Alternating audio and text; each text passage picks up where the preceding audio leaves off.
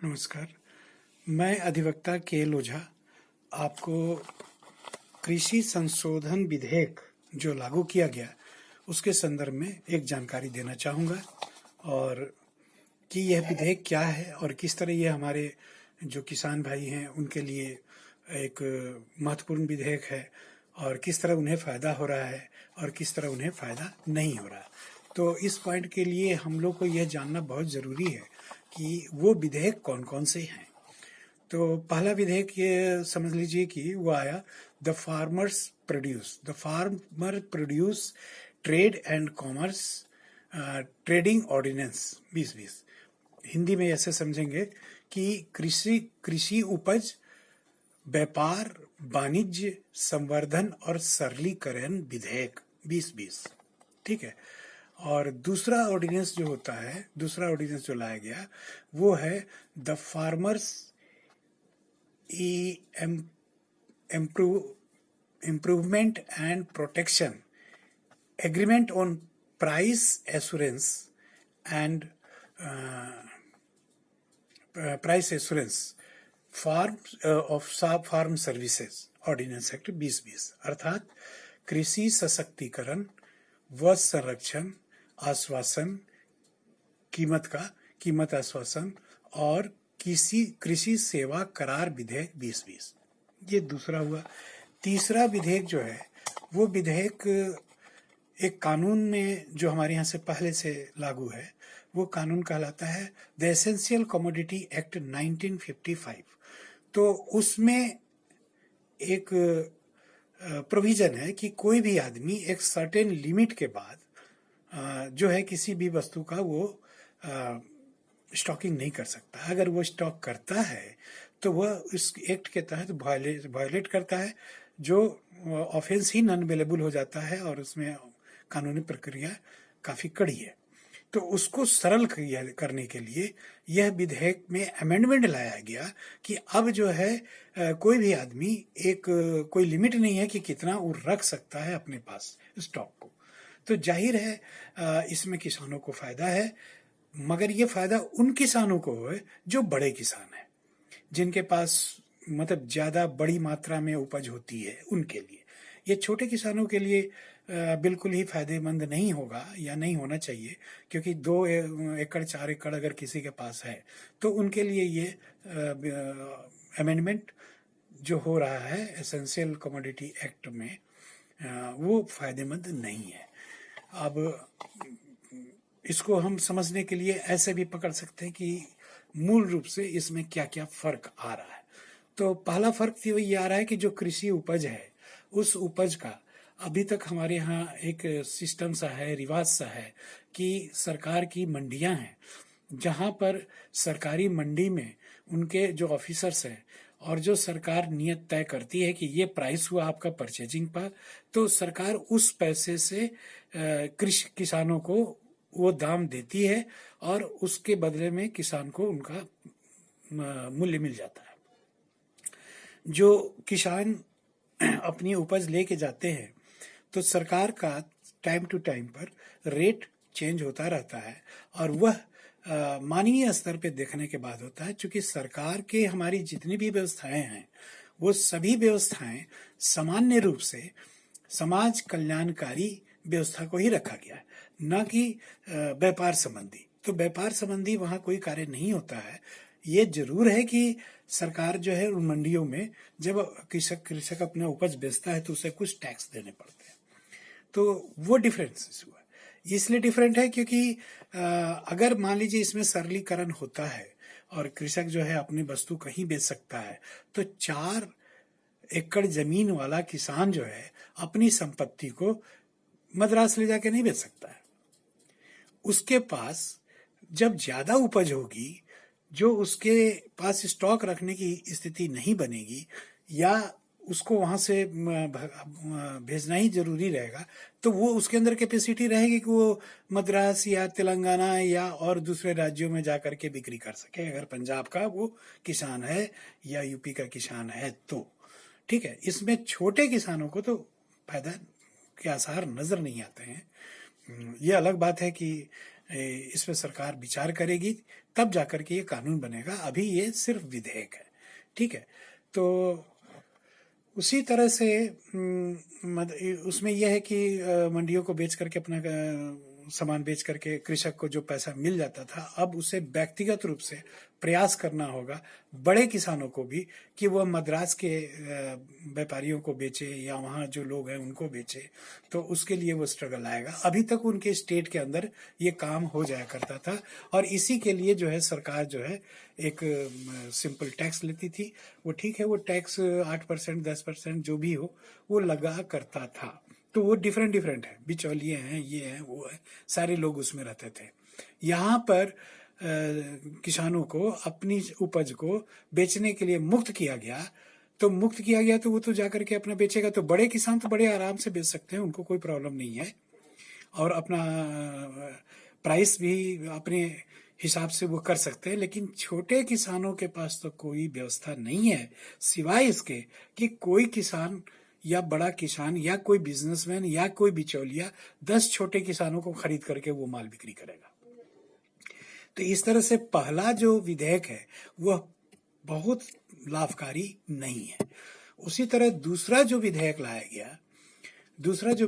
गया वो है कृषक सशक्तिकरण, संरक्षण, आश्वासन, कीमत आश्वासन और कृषि सेवा करार विधेयक। इसमें सरकार ऐसा प्रोविजन बनाया है जो कि किसी भी कृषक के उपज का मतलब पहले से ही उसका रेट तय हो जाए। वो उपज हुई नहीं है, मगर किसान के साथ तय हो जाएगा कि आपके खेत में जो धान होगा, गेहूं होगा या चना होगा, उसकी कीमत हम ये तय कर दे रहे हैं, ठीक है। अगर हम उसको कानून के दृष्टिकोण से जाएंगे तो यह विधेयक अपने आप में इनफ्रैक्चुअस है, कोई इनका महत्व नहीं है। क्योंकि अगर कोई करार होता है तो कॉन्टिजेंट नहीं होना चाहिए, किसी चीज के होने पर ऐसा होगा या नहीं होगा। ऐसी स्थिति पे अगर वो करार होता है तो वह करार अपने आप में अवैध हो जाता है, क्योंकि वस्तु का होना जरूरी है, यहाँ उपज का भी होना जरूरी है। अगर उपज नहीं है तो करार कैसा? ये तो एक तरह से छद्म करार हुआ। ये छद्म करार हुआ। तो अगर हम बहुत कानून के हिसाब से अगर एंट्री करने जाएंगे और उसकी दृष्टिकोण से देखेंगे तो ये ऑर्डिनेंस अपने आप में बहुत ही महत्वपूर्ण, लाभकारी और विधिक है, ऐसा नहीं है, क्योंकि यहाँ उपज नहीं है। तो यहाँ सरकार ठीक है कर रही है, उसका अपना कुछ ऐसा अनुमान है कि किसानों को फायदा होगा। लेकिन यहाँ पे किसानों को, बड़े किसानों को हो सकता है कुछ फायदा हो जाए, लेकिन छोटे किसानों को फायदा होने का कोई उम्मीद नहीं है। ये तो हो गया कृषि विधेयक से संबंधित विधेयक लाया गया। लेकिन इसमें एक कानून था, है अभी भी, जिसको कहते थे एसेंशियल कमोडिटी एक्ट। ये कानून है। अब इस कानून में वैसे इन्फ्रैक्चुअस किया जा चुका है, बहुत जगह सरकार ने इसे अभी इम्प्लीमेंट करने से रोक दिया है, और अभी वैसे केसेस भी राइज नहीं हो रहे, क्योंकि यह कानून बहुत सख्त रहा है काला बाजारी रोकने के लिए। काला बाजारी आज भी जो आपके सोसाइटी में कम नजर आ रही है, उसका कारण यह महसूस किया जा सकता है कि यह कानून का होना भी है। 1955 का यह कानून है और इसने काला बाजारी को बहुत हद तक रोका है। क्योंकि किसी भी व्यापारी को एक पर्टिकुलर स्टॉक ही रखना है, उससे अबव उसको स्टॉक नहीं रखना है।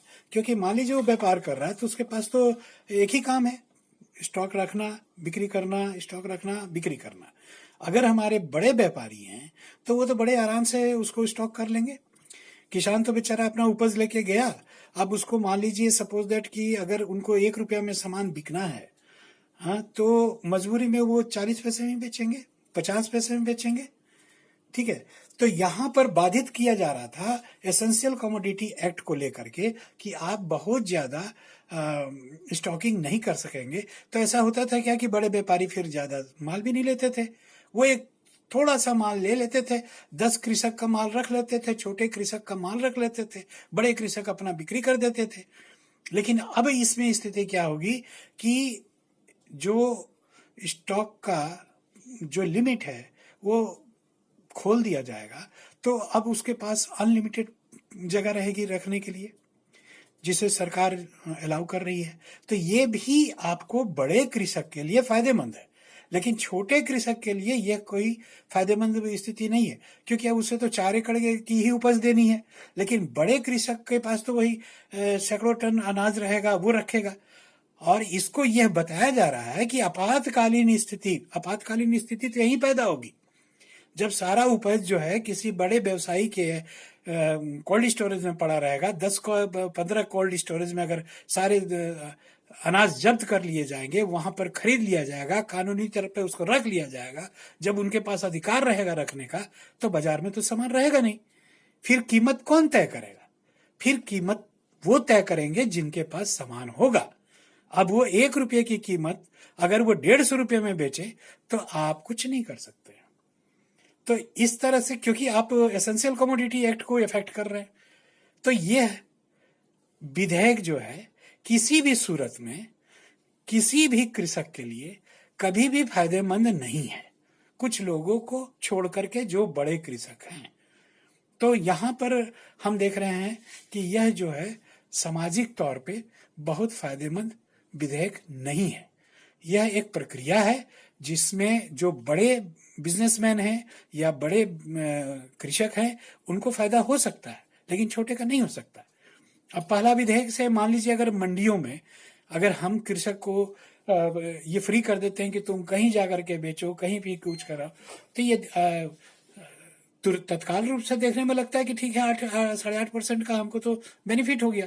लेकिन एक आदमी जो कश्मीर में बैठा हुआ हो या पंजाब हरियाणा में बैठा हुआ हो और उसको अब सप्लाई करना है माल जाकर के मद्रास में, तो उसको कितनी प्रॉब्लम होगी। जाहिर है वहां की लोकल जो बड़ी कंपनी होगी वो उसे ले लेगी, और कि बड़ा किसान भी हो तो उसे दे देगा। अब वहां पर फिर प्राइसिंग का एक अलग ढंग से मतलब कहिए कृत्रिम रूप से उसका रेट पे इफेक्ट आएगा, क्योंकि बनाया गया है, सामान एक आदमी के पास चला गया। अभी क्या था कि सरकार के हाथ में रहता था, सामान के सरकार के हाथ में रहेगा। अब सरकार जो है अपनी मंडी बंद कर रही है, अपना इस विधेयक के जरिए वो नहीं चाह रही है कि अब मंडियां रहें। तो जब मंडियां ही नहीं रहेंगी तो किसान बेचेगा कहाँ? फिर तो उसे दरवाजे दरवाजे घूमना पड़ जाएगा। तो ये विधेयक यह जो है 8.5% अगर सरकार लेती भी है तो ये सुविधा तो देती है। अब ये अलग बात है कि कई मर्तबा किसानों को उनका उचित मूल्य नहीं मिलता है। तो यहाँ पर तो लोगों को ये समझना चाहिए था कि एक हम मिनिमम जो है ये रेट फिक्स करें कि इतना रेट हम अपने किसानों को देंगे। तो यहाँ पर जो किसान सरकार के लिए सारा दिन मेहनत करके समान उपज करते हैं, उनके उपज की उनको उचित मूल्य नहीं मिल पाता है, और सरकार इस संदर्भ में कुछ करना नहीं चाहती है।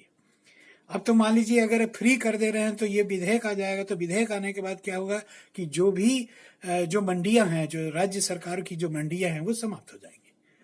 अब जब मंडियां ही नहीं रहेंगी तो कृषक बेचारा तो बिल्कुल हेल्पलेस हो गया। हाँ ठीक है, सरकार का काम खत्म हो गया। सरकार अब इस संदर्भ में कुछ नहीं बोलेगी कि आपका धान वो कितने रेट में लेगी, आपका टमाटर कितने रेट में लेगी। ये अब सरकार की जिम्मेवारी नहीं रही, ये अब जिम्मेवारी हो गई आपके कृषक की। तो यहाँ पर वो उपज भी करे और उसे मंडी भी ना मिले, और मंडी अगर दिखती है, जो बिचौलिए आते हैं, जो बिचौलिए आड़तिया और वो जो बैठे हुए थे आपके सरकारी मंडियों में, अब उठ करके उन कंपनियों के लिए या बड़े किसानों के लिए काम करने लगेंगे।